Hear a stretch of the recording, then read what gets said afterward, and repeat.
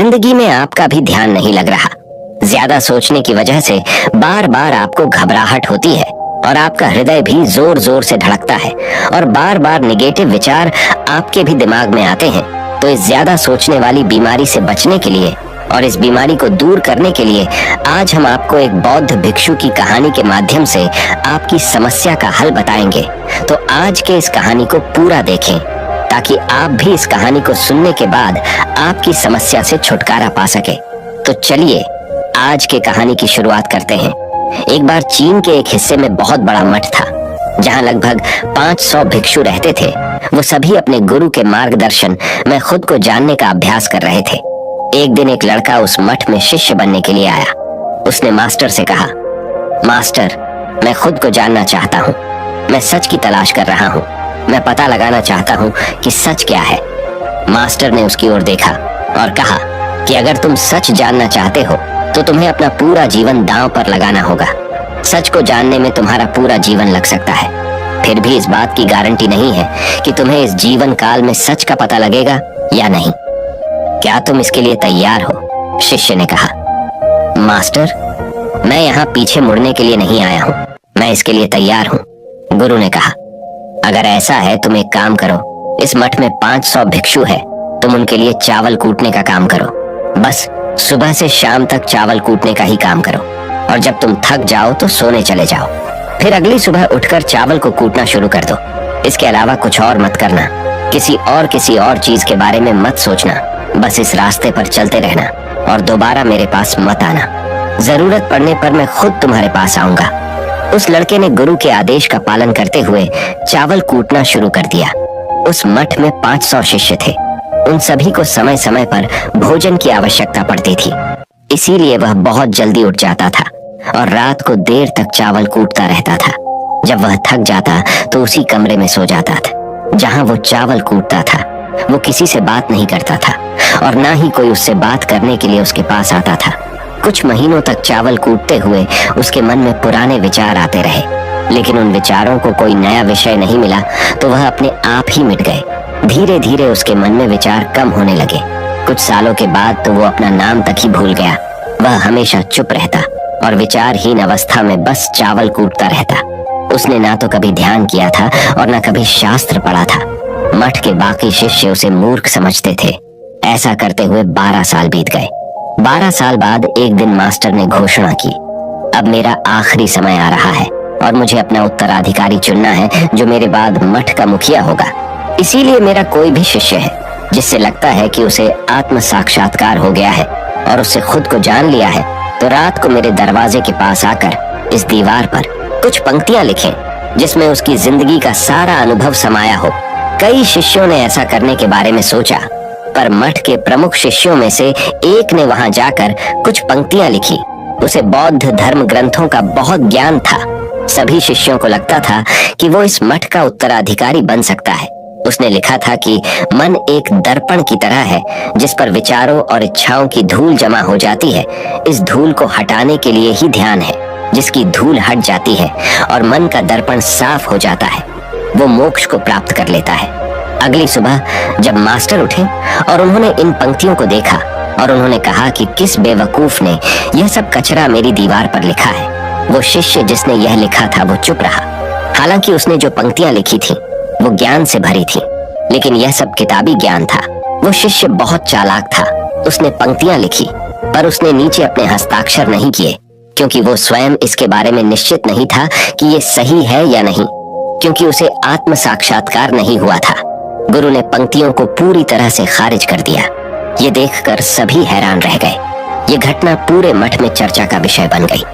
इस विषय पर बात करते हुए 2 शिष्य उस शिष्य के पास से गुजरे जो 12 साल पहले यहाँ आया था और दिन रात चावल कूटता रहता था। दोनों की चर्चा सुनकर वह धीरे से हंस पड़ा। दोनों शिष्य ने उसे पूछा कि तुम क्यों हंस रहे हो?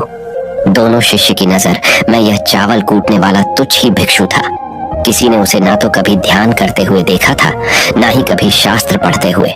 हर कोई उसे मूर्ख समझता था जो बस चावल को ही जानता था। उस मठ में बहुत बड़े बड़े विद्वान थे, लेकिन उस चावल कूटने वाले को किसी से कोई मतलब नहीं था। इसीलिए वह दोनों शिष्य उसे मुस्कुराता हुआ देखकर चकित रह गए। उन्होंने फिर उससे पूछा कि तुम क्यों हंस रहे हो। उसने जवाब दिया, मैं इसीलिए हंसा कि मास्टर सही बोल रहे हैं। ये सब पंक्तियां कचरा है, इन पंक्तियों का कोई मूल्य नहीं है। वो दोनों शिष्य चौंक गए। उन्होंने उसे पूछा कि क्या तुम ऐसी पंक्तियां लिख सकते हो जो इससे भी बेहतर हो।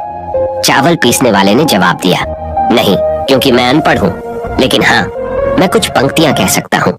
अगर तुमने उन पंक्तियों को तुम लिख सकते हो तो मैं तुम्हारे साथ जाने के लिए तैयार हूँ। उन दोनों शिष्यों ने कहा, ठीक है। वे मास्टर के कमरे के पास गए और चावल कूटने वाले ने कुछ पंक्तियां बोली और दूसरे शिष्य ने उस दीवार पर लिख दिया और उन पंक्तियों के नीचे लिख दिया कि चावल कूटने वाला। उन्हें लगा कि मास्टर इस पर भी गुस्सा करेंगे। जो पंक्तियों उसने लिखने के लिए कहा था बहुत अद्भुत थी और वो पंक्तियां थी, मन तो बस एक का भ्रम है ना, तो मन है, ना ही मन का कोई दर्पण है, और जब मन ही नहीं है तो धूल कहाँ ठहरेगी। जो ये जानता है वो सच को जान गया। जब गुरु ने ये पंक्तियां देखी तो वे आधी रात को उठे और चावल कूटने वाले के पास गए। वह सो रहा था। मास्टर ने उसे जगाया और कहा कि ये लो, मेरी छड़ी और मेरे वस्त्र ले लो। आज से तुम मेरे उत्तराधिकारी हो, लेकिन इस मठ को छोड़कर कहीं दूर चले जाओ, क्योंकि इस मठ में बहुत सारे विद्वान हैं जो खुद को तुमसे ज्यादा श्रेष्ठ मानते हैं और वो तुम्हें मार देंगे। वो इस बात को बर्दाश्त नहीं कर सकते कि एक साधारण सा चावल कूटने वाला उनसे ज्यादा विद्वान निकला। तुम्हें वह सारा ज्ञान हो गया है जो मुझे है। तुम्हें यह सारा ज्ञान चावल कूटते कूटते हुआ है, और मुझे पता है कि तुम जहां भी जाओगे लोग तुम्हारे पास आने लगेंगे, क्योंकि जब कोई फूल खिलता है तो उसकी महक हर तरफ फैलने लगती है। उसने अपने गुरु के पैर छुए और रात को ही वहां से चला गया। अगर हम अपनी जिंदगी में देखें तो पाएंगे बहुत से लोग सोचते हैं कि ध्यान केवल एक ही जगह बैठकर आंखें बंद कर कर ही किया जा सकता है, लेकिन हकीकत में ऐसा नहीं है। ध्यान तो चलते चलते भी किया जा सकता है, अपना कुछ काम करते हुए भी ध्यान किया जा सकता है। असल में ध्यान का मतलब यह है कि आप जो भी काम कर रहे हैं उसे अपनी शिद्दत से करें कि आपको आपके शरीर का ख्याल भी ना रहे। बिल्कुल उस चावल पीसने वाले की तरह जो चावल कूटने में इतना मग्न हो गया कि उसको खुद का कोई ख्याल ही नहीं रहा। उसने चावल कूटते हुए ही उसने आत्म साक्षात्कार प्राप्त कर लिया। हर समय वर्तमान में रहना और कुछ नहीं सोचना। मन तब तक ही है जब तक विचार है। जब विचार ही नहीं रहेंगे तो मन भी गायब हो जाएगा। जब मन ही नहीं रहेगा तभी तुम अपने आप को अच्छे से जान पाओगे। असल में हमें अपने वास्तविक रूप को जानने के लिए कोई अन्य साधना करने की आवश्यकता नहीं है। हम जो कुछ भी कर रहे हैं बस उसमें हमें पूरी तरह से खो जाने की जरूरत है। अपने काम में इस कदर से लीन हो जाओ कि आपका काम भी ध्यान बन जाए। ज्यादा सोचने वाले लोगों के लिए दूसरी रहस्यमयी कहानी अब हम आपको बताएंगे। तो चलिए कहानी की शुरुआत करते हैं। एक गांव में एक आदमी रहता था जो ताले तोड़ने के मामले में एक्सपर्ट था। यानी कि जहां कहीं भी ताले तोड़ने की बात आती थी या लॉक को खोलने की बात आती थी तो उसका नाम सबसे पहले लिया जाता था। एक दिन कुछ समझदार लोगों ने उसकी परीक्षा लेनी चाहिए और उसको बता दिया गया कि आपको इस जगह पर इस तारीख को आना है और ताले को तोड़ना है। जब वह समय के अनुसार तय दिनांक को वहां पहुंच गया तो उसको प्रतियोगिता के नियम समझा दिए गए। आपको एक बॉक्स में बिठा दिया जाएगा और उस बॉक्स को पानी में उतार दिया जाएगा। आपको ताला खोलकर बाहर आना होगा। इस बीच आपको लगता है कि लॉक आपसे नहीं खुल पाएगा तो आप इमरजेंसी बटन को दबा सकते हैं और ऊपर आ सकते हैं, लेकिन आप प्रतियोगिता में हार जाएंगे। उसने सभी नियमों की हाँ कर दी और पानी में चला गया। जैसे ही वह पानी में पहुंचा तो उसने जेब में से एक तार निकाला और लॉक को खोलने की कोशिश करने लगा। 4 से 5 बार कोशिश करने के बाद वह बार बार विफल हो रहा था, लेकिन उससे लॉक नहीं खुल रहा था। अब ज्यादा समय तक पानी में रहना उसके लिए और भी मुश्किल था, क्योंकि सांस रोकना आसान नहीं था। फाइनली उसने अपना पूरा दिमाग लगाया और एक बार अंतिम प्रयास किया।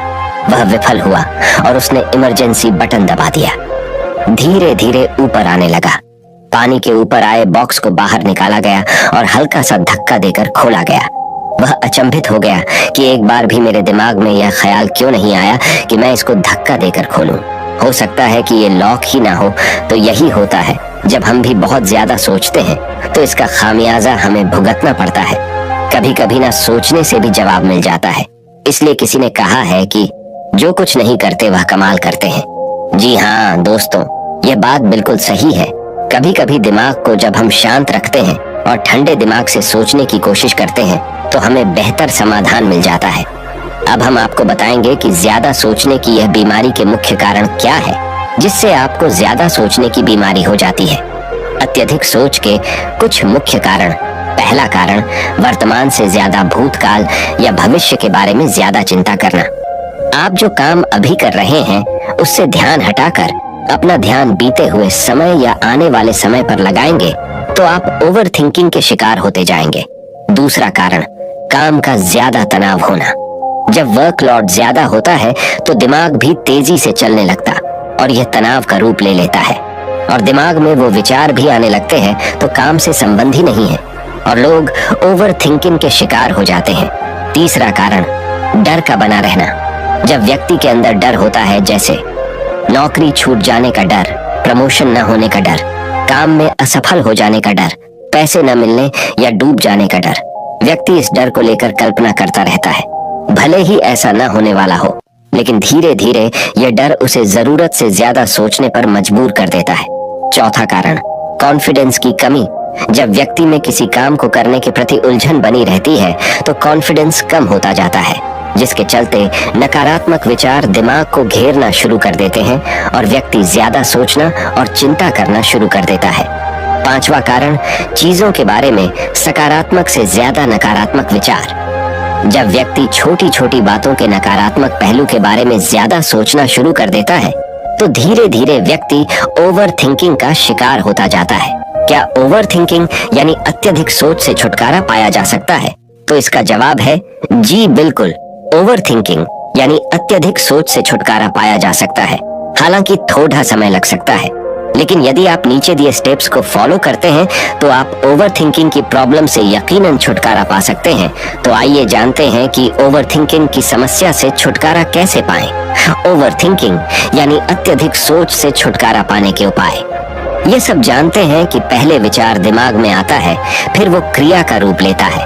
हमें कोई भी काम सोच समझकर करना बहुत जरूरी है, पर किसी काम को लेकर जरूरत से ज्यादा सोचना और वो बातें भी सोचना जो काम से संबंधित नहीं है, आपको और आपके काम दोनों को नुकसान पहुंचाता है। तो थिंकिंग प्रॉब्लम नहीं है, बल्कि ओवर थिंकिंग प्रॉब्लम है और इसे कम करना जरूरी है। तो आइए जानते हैं ओवर थिंकिंग यानी अत्यधिक सोच से छुटकारा या कम करने के उपायों का। पहला उपाय, स्वीकार करें कि आप जरूरत से ज्यादा सोचते हैं। इस बात को मन से स्वीकार करें कि आप ज्यादा सोचते हैं और आपको ऐसा नहीं करना है। जब आप इस बात को स्वीकार कर लेंगे तो आप इससे छुटकारा पाने के लिए अपने आप को तैयार कर लेंगे। आप ओवर थिंकिंग को लेकर जागरूक हो जाएंगे। जब भी आपको लगे कि दिमाग में फालतू विचार चल रहे हैं, तुरंत उसे वहीं रोक दो और ये सोचना शुरू करो कि आपने सोचना कहां से शुरू किया था।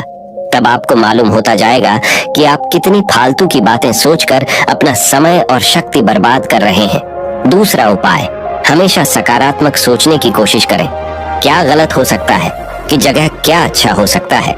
सोचें। नकारात्मक विचार डराते हैं और आपका दिमाग चिंता से दौड़ने लगता है। जब आप उन नकारात्मक चीजों पर ध्यान केंद्रित करने लगते हैं जो कहीं हो गई, तो तब आप दिमाग के गुलाम हो जाते हैं। लेकिन जब आप सकारात्मक रूप से सोचते हैं तो दिमाग आपका गुलाम होता है। सकारात्मक रहने का मतलब यह नहीं है कि आप चीजों के सिर्फ एक पहलू को देखें, बल्कि सही और गलत दोनों पहलुओं को देखना जरूरी है। पर केवल नकारात्मक सोचना या ज्यादा नकारात्मक विचार आपको अनुचित सोचने पर मजबूर कर देते हैं। तीसरा उपाय, योग, ध्यान और व्यायाम करें। योग, ध्यान और व्यायाम मस्तिष्क और शरीर को स्वस्थ रखते हैं।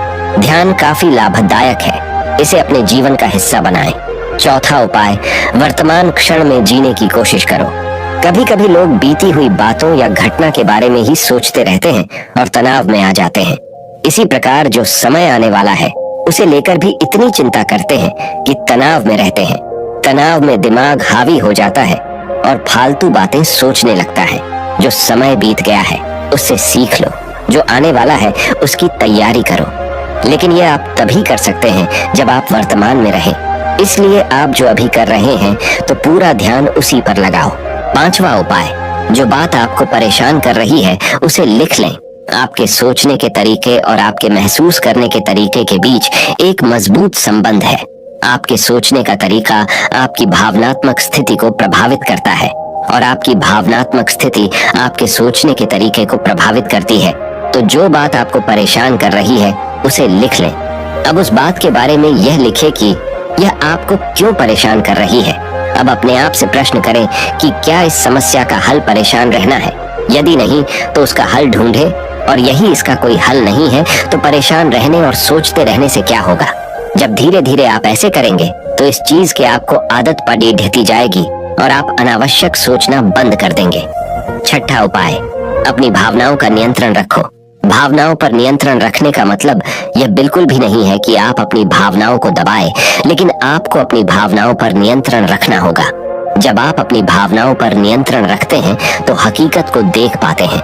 अनियंत्रित भावनाएं दिमागी विचारों को बेफजूल गति प्रदान करती हैं। सातवां उपाय, चिंता नहीं चिंतन करें। चिंता ओवरथिंकिंग को जन्म देती है और चिंतन क्रिएटिविटी को जन्म देता है। फालतू सोचने की जगह कोई कहानी, कोई लेख, कविता या कुछ रचनात्मक सोचें। आठवां उपाय, अपने पसंद की चीजें करें। जब भी आप फ्री हो तो कोई भी ऐसा काम करो जिसे करना आपको अच्छा लगता हो। किताबें पढ़ें, गाने सुने, गाने गाएं, घूमने जाएं। यदि आपके घर में बच्चे हैं तो बच्चों के साथ खेलें। अपने दोस्तों से साथ समय व्यतीत करें। नौवां उपाय, अपना सर्वश्रेष्ठ स्वीकार करें। जब आप ज्यादा सोचते हैं तो न चाहते हुए भी आप नकारात्मक बातें सोचते हैं और अपने आप को औरों से कम आंकने लगते हैं। याद रखें, कोई भी परफेक्ट नहीं होता जो आप हैं। आप जैसा कोई नहीं है। लोग क्या कहते हैं इस पर ध्यान देने की बजाय अपना सर्वश्रेष्ठ स्वीकार करें। अपने ज्ञान को बढ़ाते रहें और पॉजिटिव रहें। 10वां उपाय, मन को शांत रखें। आधुनिक जिंदगी भाग दौड़ और तनाव भरी है। अधिकतर लोगों के साथ तनाव में बने रहना इतना सामान्य हो जाता है कि उन्हें इस बात का पता ही नहीं चलता कि धीरे धीरे तनाव उनके मानसिक और शारीरिक स्वास्थ्य पर बुरा प्रभाव डाल रहा है। जब मन अशांत होता है तब नकारात्मक और बेफिजूल के विचार हमारे दिमाग में घर करने लगते हैं। यदि आप ओवरथिंकिंग से छुटकारा पाना चाहते हैं तो अपने मन को शांत रखें। आपके सोच को बदल देने वाली 3 कहानियां अभी हम आपके सामने प्रस्तुत कर रहे हैं, तो इसे ध्यान से सुने। यह आपकी जिंदगी बदल लेंगे। पहली कहानी, चमकीले नीले पत्थर की कीमत। एक शहर में बहुत ही ज्ञानी प्रतापी साधु महाराज आए हुए थे। बहुत से दीन दुखी परेशान लोग उनके पास उनकी कृपा दृष्टि पाने हेतु आने लगे। ऐसा ही एक दीन दुखी गरीब आदमी उनके पास आया और साधु महाराज से बोला, महाराज मैं बहुत ही गरीब हूँ, मेरे ऊपर कर्जा भी है, मैं बहुत ही परेशान हूँ, मुझ पर कुछ उपकार करें। साधु महाराज ने उसको एक चमकीला नीले रंग का पत्थर दिया और कहा कि यह कीमती पत्थर है, जाओ जितनी कीमत लगवा सको लगवा लो।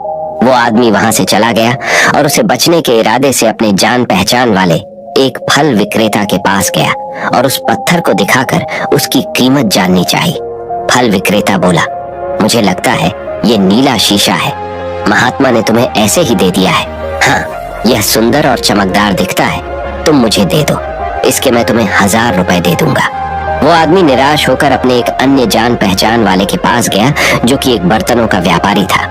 उनसे उस व्यापारी को भी वो पत्थर दिखाया और उसे बेचने के लिए उसकी कीमत जाननी चाहिए।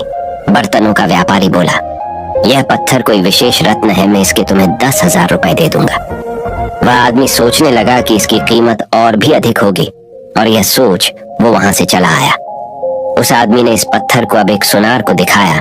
सुनार ने उस पत्थर को ध्यान से देखा और बोला, ये काफी कीमती है, इसके मैं तुम्हें 1 लाख रुपये दे दूंगा। वो आदमी अब समझ गया था कि यह बहुत अमूल्य है। उसने सोचा, क्यों ना मैं इसे हीरे के व्यापारी को दिखाऊं। ये सोच वो शहर के सबसे बड़े हीरे के व्यापारी के पास गया।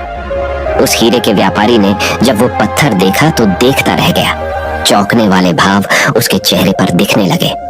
उसने उस पत्थर को माथे से लगाया और पूछा, तुम यह कहां से लाए हो? यह तो अमूल्य है, यदि मैं अपनी पूरी संपत्ति बेच दूं तो भी इसकी कीमत नहीं चुका सकता। तो इस कहानी से हमें ये सीख मिलती है, हम अपने आप को कैसे आंकते हैं। क्या हम वो हैं जो राय दूसरे हमारे बारे में बनाते हैं? आपकी लाइफ अमूल्य है, आपके जीवन का कोई मोल नहीं लगा सकता। आप वो कर सकते हैं जो आप अपने बारे में सोचते हैं। कभी भी दूसरों के नेगेटिव कमेंट से अपने आप को कम मत आंकिए। दूसरी कहानी, मेंढकों की टोली एक मेंढकों की टोली जंगल के रास्ते से जा रही थी। अचानक दो मेंढक एक गहरे गड्ढे में गिर गए। जब दूसरे मेंढकों ने देखा कि गड्ढा बहुत गहरा है तो ऊपर खड़े थे सभी मेंढक चिल्लाने लगे, तुम दोनों इस गड्ढे से नहीं निकल सकते, गड्ढा बहुत गहरा है, तुम दोनों इसमें से निकलने की उम्मीद छोड़ ढाए दो।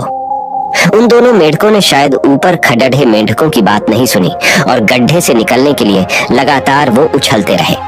बाहर खड़े मेंढक लगातार कहते रहे, तुम दोनों बेकार में मेहनत कर रहे हो, तुम्हें हार मान लेनी चाहिए, तुम दोनों को हार मान लेनी चाहिए, तुम नहीं निकल सकते।